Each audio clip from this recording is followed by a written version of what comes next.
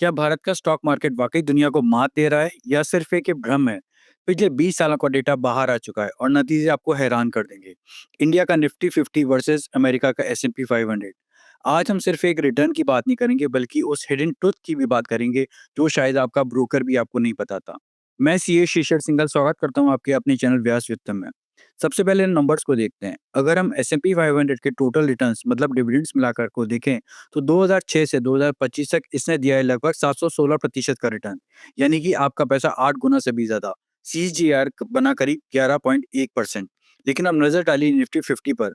Market में के headline बहुत पॉपुलर है, 20 साल में 20 गुना। सुनने में ये मैजिक जैसा लगता है, राइट? अगर हम सीएजीआर कैलकुलेट करें तो ये बैठता है लगभग 16.2%। यानी सीधे तौर पर देखें तो इंडिया ने बाजी मार ली है। लेकिन रुकिए, यहीं पर असली खेल शुरू होता है। क्या आपने करेंसी के बारे में सोचा है? एक इंडियन इन्वेस्टर के लिए निफ्टी ग्रेट है क्योंकि वो आईएनआर यानी रुपए में कमा रहा है। लेकिन एक ग्लोबल इन्वेस्टर जो यूएसडी में इन्वेस्ट करता है उसके लिए कहानी बदल जाती है। रुपए की डेप्रिसिएशन यानी डॉलर के मुकाबले गिरती कीमत आपके रिटर्न्स का एक बड़ा हिस्सा खा जाती है। यूट्यूब पर आपने बहुत सारे चार्ट्स देखे होंगे, लेकिन एक बहुत बड़ी गलती जो लोग करते हैं वो है निफ्टी प्राइस इंडेक्स को S&P 500 टोटल रिटर्न से कंपेयर करना। एनएससी खुद कहता है कि सही मुकाबला टीआरआई यानी टोटल रिटर्न इंडेक्स से होना चाहिए, जिसमें डिविडेंड्स भी री इन्वेस्ट होते हैं।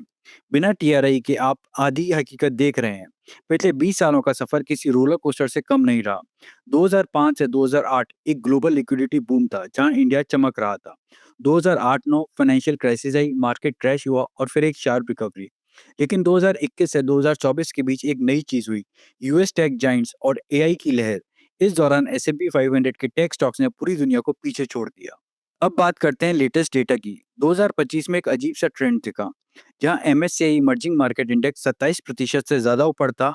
वहीं इंडिया का रिटर्न यूएसडी टर्म्स में सिर्फ 2.5% के आसपास रहा। क्यों? क्योंकि वैल्यूएशंस बहुत ज्यादा थे और फॉरेन इन्वेस्टर्स ने अपना पैसा सस्ते मार्केट जैसे चीन और कोरिया की तरफ मोड़ दिया। तो बॉटम लाइन क्या है? नंबर एक, अगर आप इंडिया में रहते हैं और आपका खर्च रुपए में है तो निफ्टी 50 आपके लिए एक पावरफुल वेल्थ क्रिएटर रहा और रहेगा। नंबर दो, लेकिन अगर आप ग्लोबल डाइवर्सिफिकेशन चाहते हैं तो सिर्फ देश मत देखिए, करेंसी एक्सपोजर और सेक्टर कंपोजिशन भी देखिए। इंडिया में फाइनेंशियल्स और इंडस्ट्रियल्स का दबदबा है, जबकि यूएस में टेक और एआई का। अगली बार जब कोई आपसे कहे इंडिया इज द बेस्ट, तो उनसे पूछना आईएनआर में या यूएसडी में।